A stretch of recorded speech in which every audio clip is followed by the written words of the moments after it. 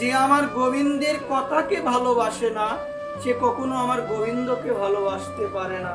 এজন্য আমার মহাপ্রভু কলিযুগ পাবন অবতার, আমার অখিল রসামৃত সিন্ধু প্রেম পুরুষোত্তম শ্রীকৃষ্ণ চৈতন্য মহাপ্রভু বললেন, হরিকথায় রুচি আছে যার জগতে সেই হলো সব থেকে মহাভাগ্যবান। যার হরিকথায় রুচি নাই, দেন দিয়ে শুনি আমরা বুঝবেন আমরা হলো আমাদের, বিশেষ করে আমার মতো দুর্ভাগ্যবান জগতে কেউ নাই। কেন?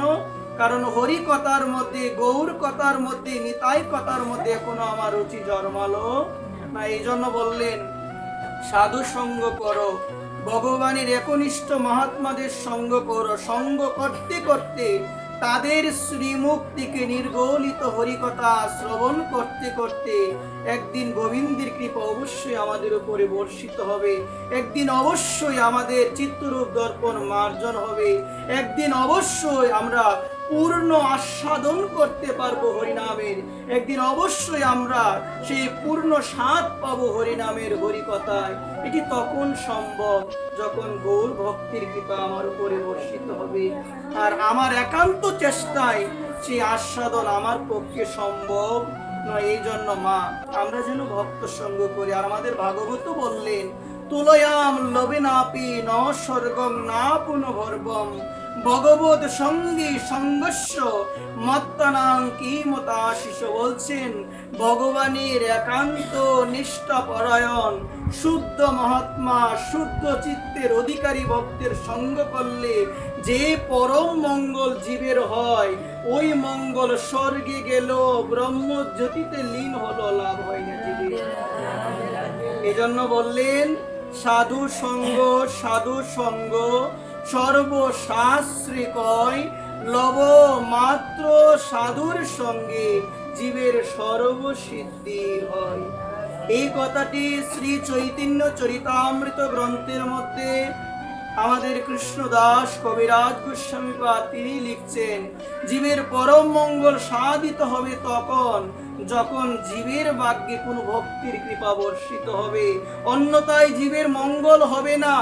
জাগতিক ভাবে মনে হতে পারে, জাগতিক ঐশ্বর্যের মালিক হলে মনে হয় ভগবানের কৃপা বর্ষিত হয়েছে, মনে হয় বিশেষ মঙ্গল আমার হয়ে গিয়েছে।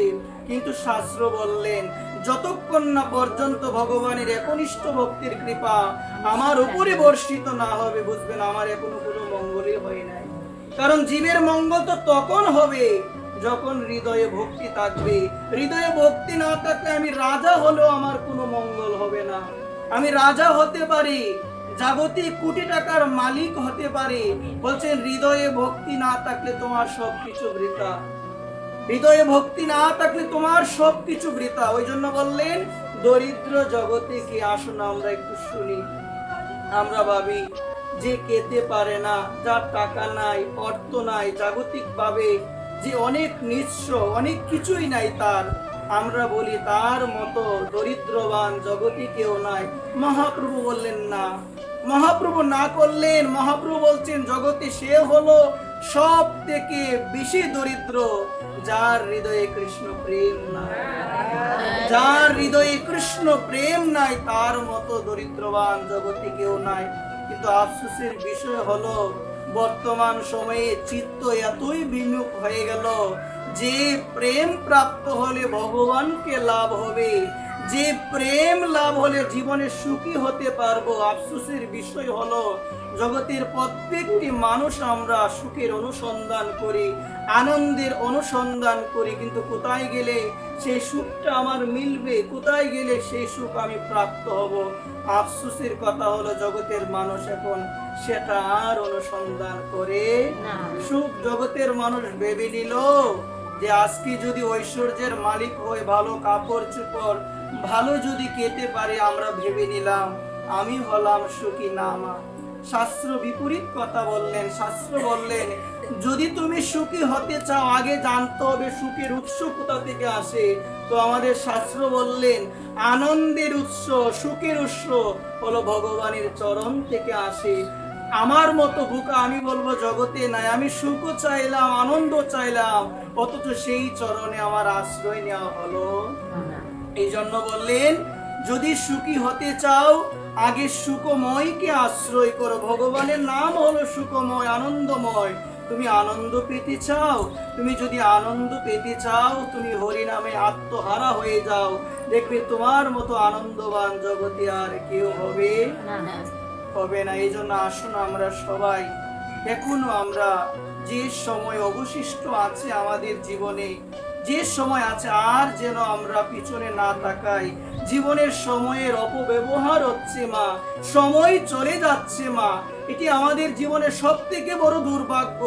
ভগবান মানব জীবন দিলেন, কিন্তু বুঝতে পারলাম না এই সময়গুলোকে অনর্থ কুকথা বলে, আজে বাজে কথা বলে, কুকর্ম করে মানব জীবনের যথার্থ সময়কে আমরা অপচয় করছি, যথার্থ সময়কে অপচয় করছি। এই জন্য মা আসুন আমরা এখনো যে সময় আছে আমরা স্মরণ করি ভগবানকে, কারণ তাকে যদি সারা জীবন যৌবনে যদি তাকে না ডাকি, সেই চিন্তা অন্তিম বেলায় আসে কি?